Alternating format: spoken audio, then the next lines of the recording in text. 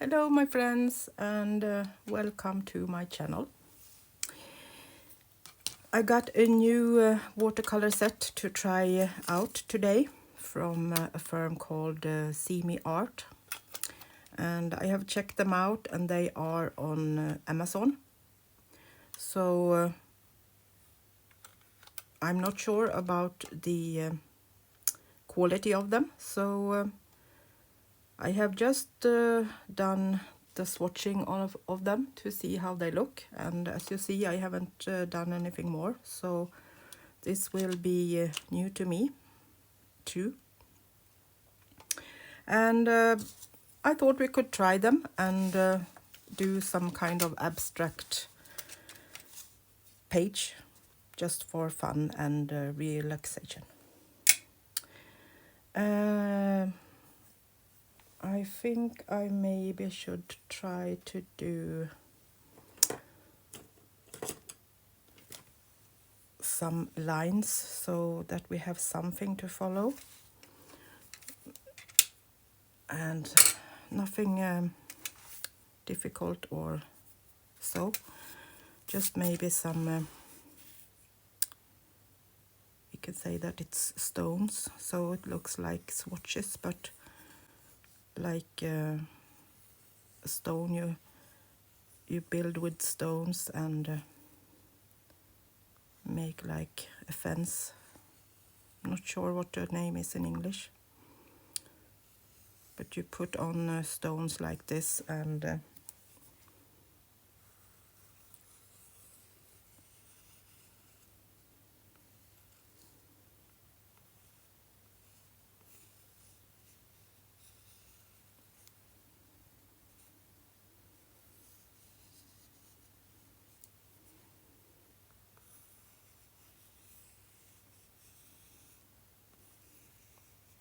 I have done this in my garden to prevent the earth from falling down. But that was with round stones, so this will be a little bit different.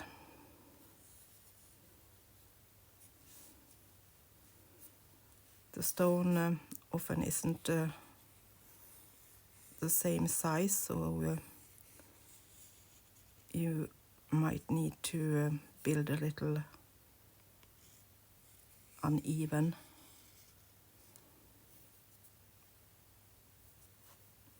Five, 6, 7, 8, 9, 10, 11, 12, 13, 14, 15. One more. So let's put one more on the top, like that.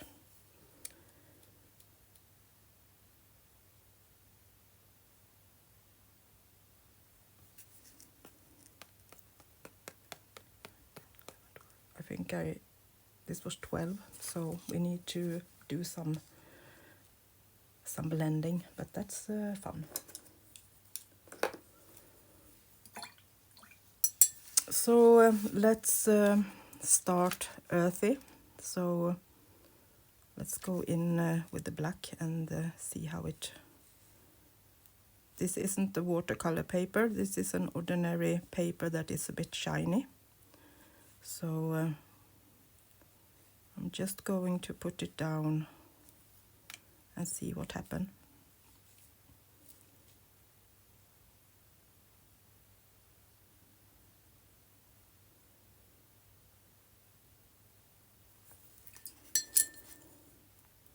Put a little bit of water so it can move and get some natural look.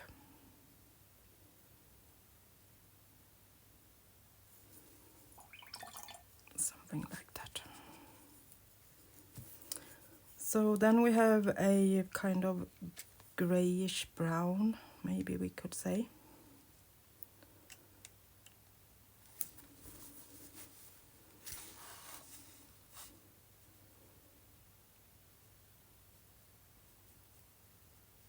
Looks a bit like Titan buff. I like this color. You know me and the earthy kind of colors.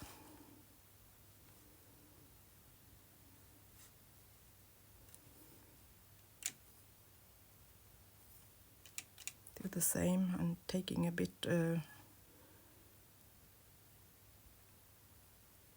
more color and less water, and see if we can get some different shades and some water splatters. And the next one is kind of a bit reddish.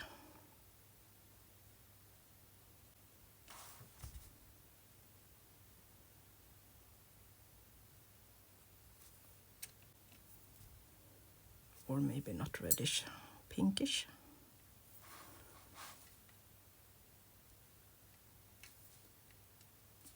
We can often see very pink reddish stones here in Sweden, as we have a lot of iron in the ground.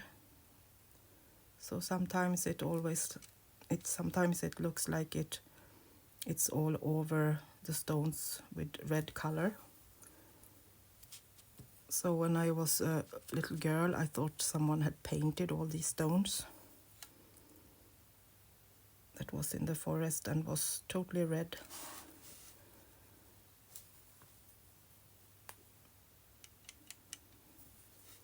I was so convinced that someone had been there and painted them.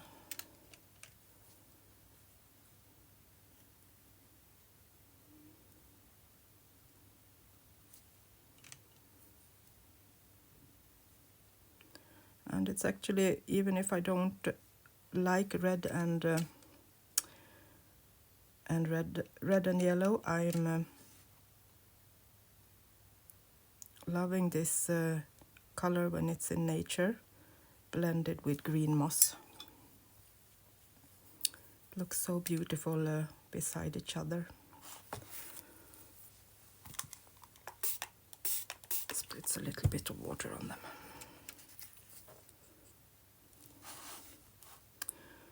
The next one is a little bit more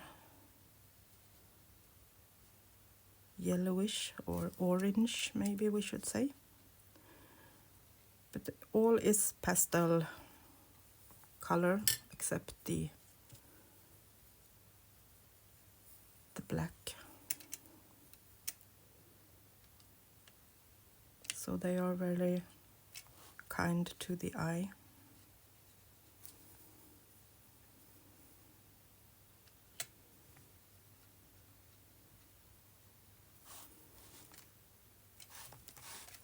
If you like to paint and think yourself as a non-painter, you can always just do things like this. Make swatches in different shapes. You don't need to do them as they look in the shops with where you buy your colors. They are round or kind of like this. You can do them as flowers or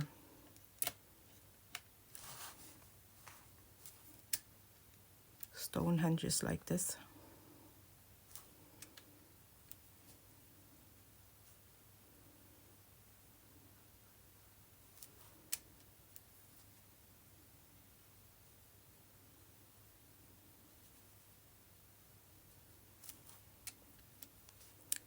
In old times they did these to separate different parts of the land that people owned. They built these Stonehenges between or on the just on the line where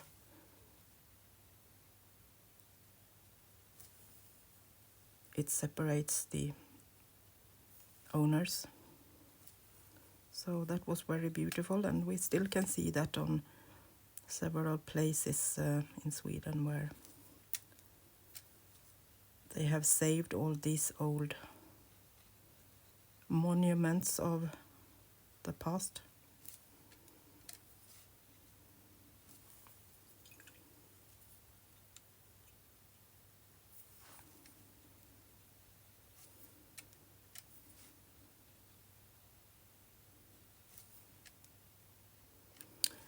That's what I like with watercolor, that you can kind of sit and play with them like this. You don't need to paint masterpieces every time.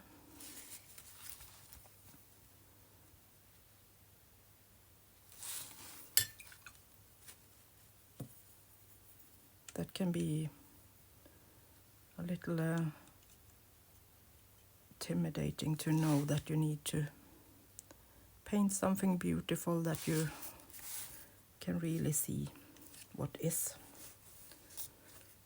I like abstract and intuitive painting, where you just sit down and do what comes to your mind in that moment.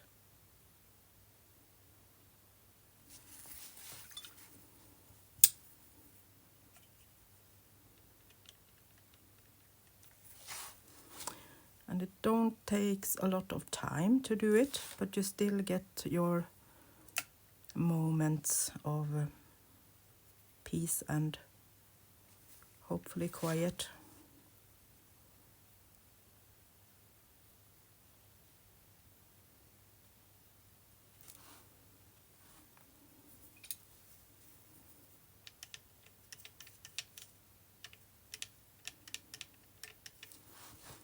This last one was a really beautiful light pinkish tone.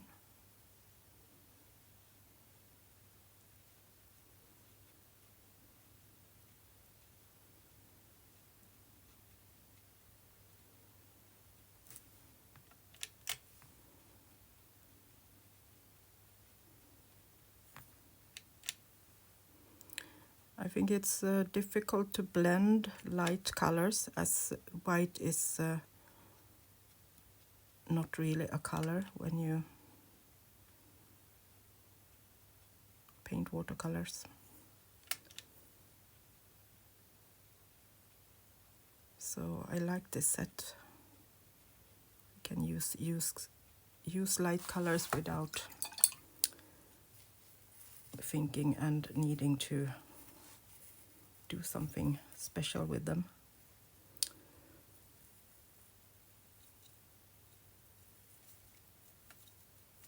Now this is totally new, so it probably won't even take on the color. Need to go and wrap this with some sandpaper and use some dishwasher.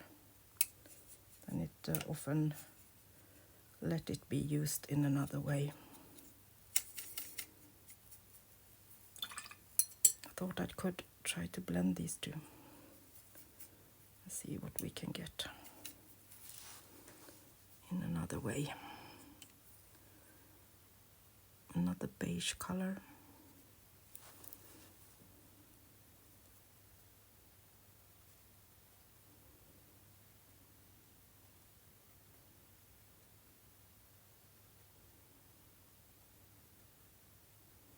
Quite nice beige greenish tone. And actually these two is making that one.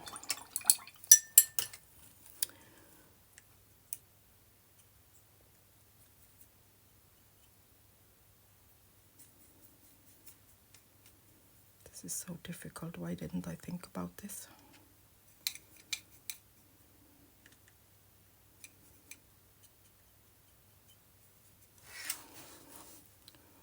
So let's make it gray.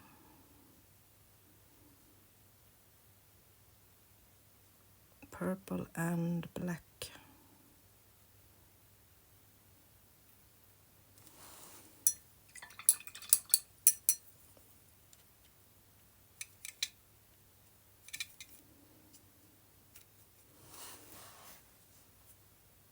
Purple, black and pink.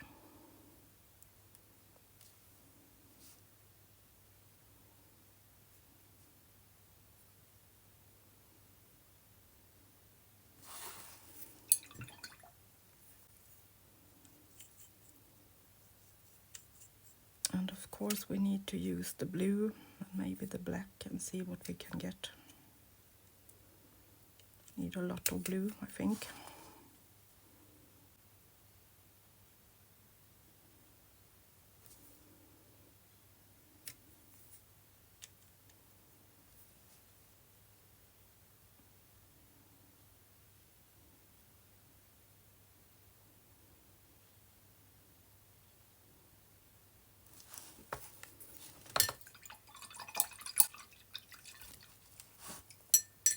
that's okay. So I'm going to dry this and then we can continue. So now they are dried, and as I'm not a colorful kind of person, I am going to do a little experiment. I'm going to put a thin layer of black on top of all this, the painting and the white, and then put a little salt on each and every one of these small stones. And I want to see what happens with the color under it, if it's separates or if it blends with the black. As it's dry now, it shouldn't move, but that's a nice way to try the color and see if something is happen, because I can see it's nothing that is granulating or something like that, so they are probably not made from real pigments, as they are so white, so I'm not sure how they have made them. But that way we can get a little hint on how they work, and also see if I can use them as backgrounds for layering. So I'm going to do that and do a second layer with a really thin black. I have diluted it so it's almost like gray. So I'm just going to put that all over the paper, and remember that the paper isn't watercolor paper, so that will also make it look different. But we are playing, so why not? So I'm just going to go all over this with the blackish gray, and maybe even add a little bit more black on them and see what happens when they dry.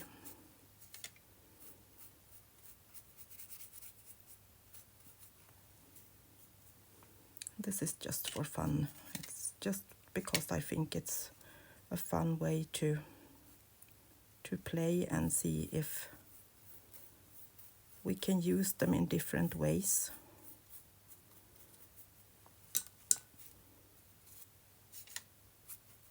They dries very fast on this paper, at least. So I can see it's a bit difficult to get the color even.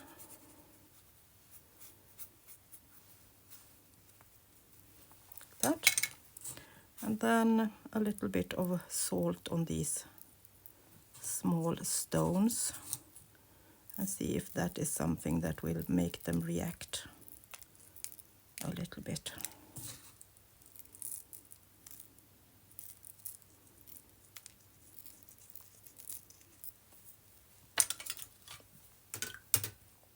Then I'm taking a bit more thick paint and just splattering all over to see what happens.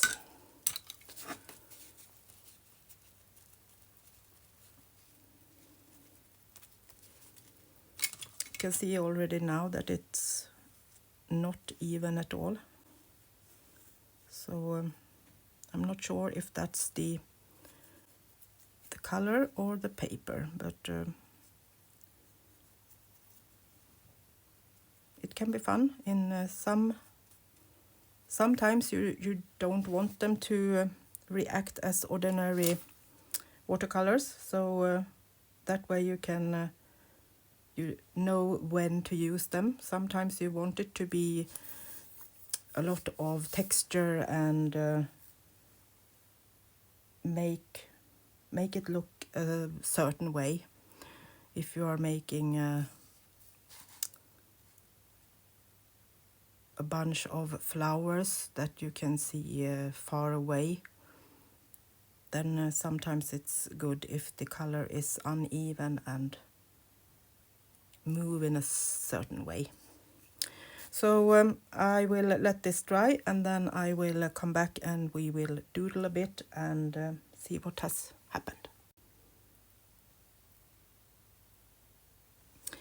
So this is how it looks, and as you can see, they are not moving much. They don't have a nice flow, but we can still have some nice, nice pattern from the salt at least. And you can see that it's not even at all. So I tried them on a watercolor paper, and it's the same here. You can see that they do not float out even. And on this one I tried to lift the color with some water, and it stains the paper and kind of stays in place. So I'm not sure about this, how we are going to use them, but they are absolutely good enough to play with. That's no problem at all. But maybe not when you are going to use them like for a certain reason. And they are unpredictable, if that's a good way to maybe do the presentation of them. I don't really know how they react, and it makes me a bit nervous. I want to know how my paints work when I use them. So if I want them to flow, I want them to flow, and if I want them to stay in place, I want to know that they actually do that.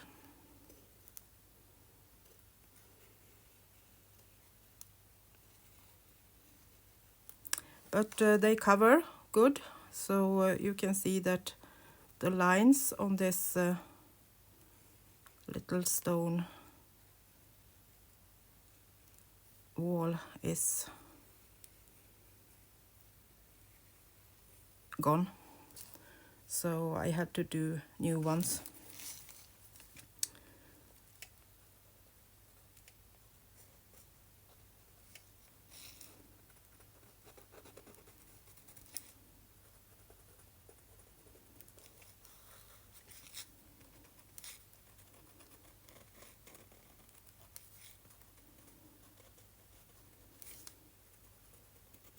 And as always, it's not the result that is the important thing in these cases.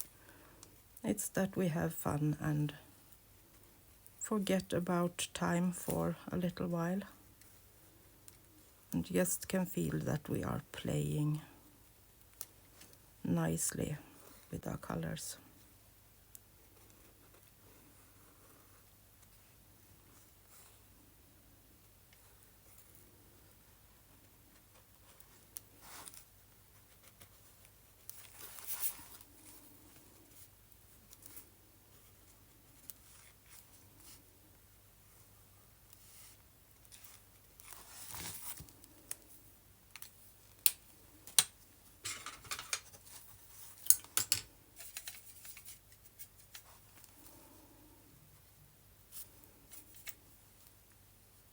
So as I do when I always do stones, I'm going to put a little shadow on one side so we can see where the light is falling from.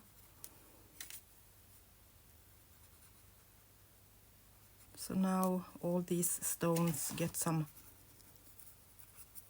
darker color on this side.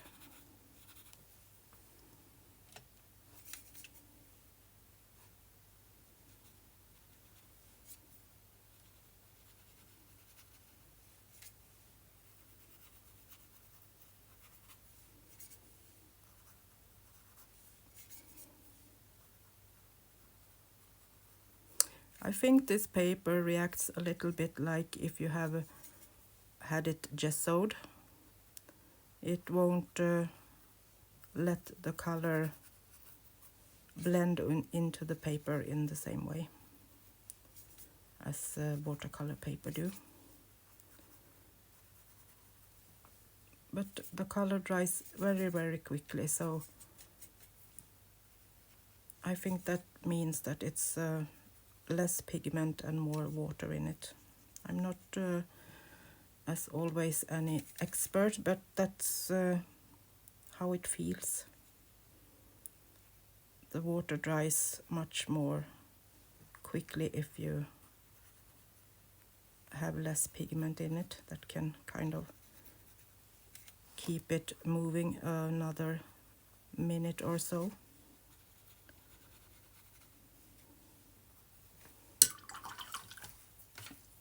So let's see if we can get some light on this one instead. And you can see it on this paper, it lifts perfectly. The paper is a bit shiny, so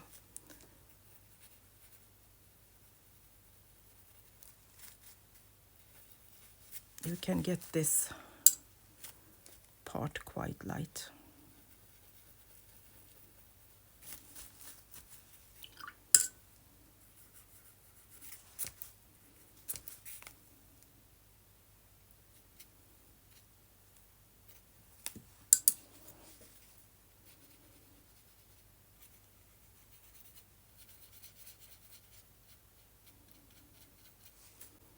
It's very difficult to move the color as I want. You can see it gets a line, and when I try to move the line, even if it feels dry, it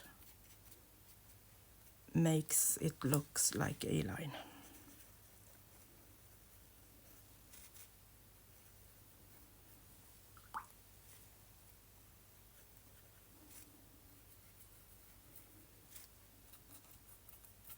But I will give this a chance on some real watercolor paper later on, and that way we can see if it's usable in some other way, and that's good.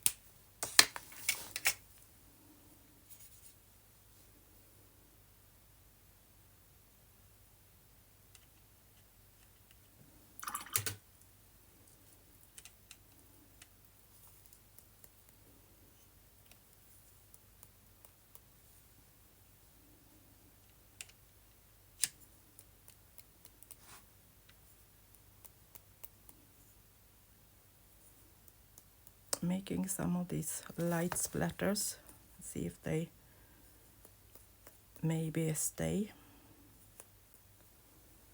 I don't think so, but you never know. With color you don't know anything about.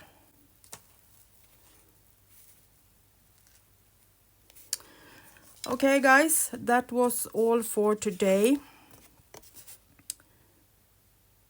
You need to make your own opinion about them, but it was not a favorite, even if they works. But I guess that the price is